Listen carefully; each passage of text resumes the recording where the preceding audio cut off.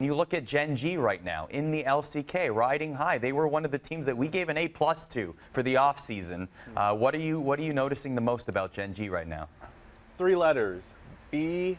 In our kickoff show, Darin said BDD's never been a superstar, and I said he was wrong. I said in the last year he wasn't. He was still good on KT. He was still good. Hey, Darin, if you're going to be the contrarian, you got to take the heat, man. Still good. He was still good on KT. But no, he is revived. And I will agree with Darin.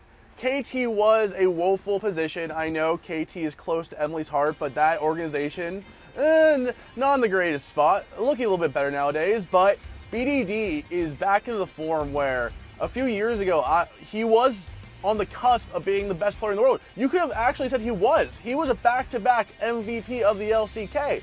And now finally, he is back. He's playing Zoe, the best Zoe in the world. Sorry, Niski. Sorry, everyone else with a Zoe. He is the best Zoe in the world. The Galio, the Zoe, the bread and butter that made him so good on Longju and Dragon X. The BDD that KT wanted as their savior is back. And now the player that looked up to Faker growing into his position when he was on CJ. Now he's with Klid. And Klid, who was a Faker last year, now has maybe even a better player currently than the Demon King himself. I'm always been a big fan of BDD, and I think he's showing why right now. He's one of the best mids in the world, and he's always been one of the best mids in the world since his days on Longju. Tyler, obviously coronavirus concerns coming to Korea, South Korea as well. LCK effective, of course, playing empty arena games.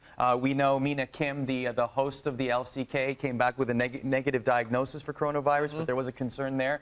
Do you think that we might see a stoppage in the LCK? Will it get so severe that perhaps the LCK might halt operations for a while as well? I don't want to make any predictions, obviously, because we're not experts here. None of us are experts.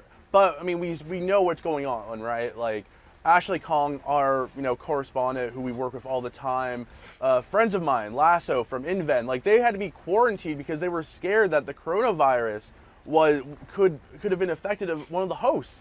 I mean, it's a situation where you're always going to take safety over fun, right? It'd be great if there were fans. It'd be great if we could get the season done. We could go to MSI and Gen.G or T1 or Dragon X could play on the big stage, wherever it may be. Riot, please announce that soon.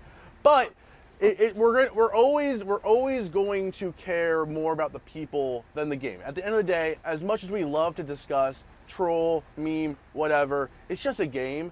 When livelihoods are at stake, it's more important to care more about those people than the game itself.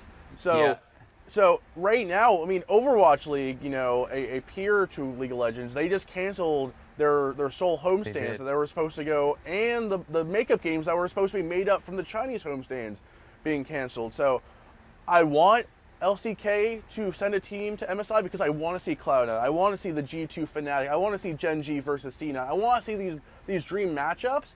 But if there's any chance that anyone can actually be seriously affected and, not even die, just be bedridden or sick, it's not worth it. It's not worth it at all. Yeah. I just want everyone out there to be safe. Absolutely. That safety is the #1 concern, of course. So we will definitely be monitoring this situation, particularly on this program as it pertains to the future competitive games with League of Legends, the LCK, the LPL, etc., and what that might do for Worlds as well, because we certainly don't know what will happen as we go into the future.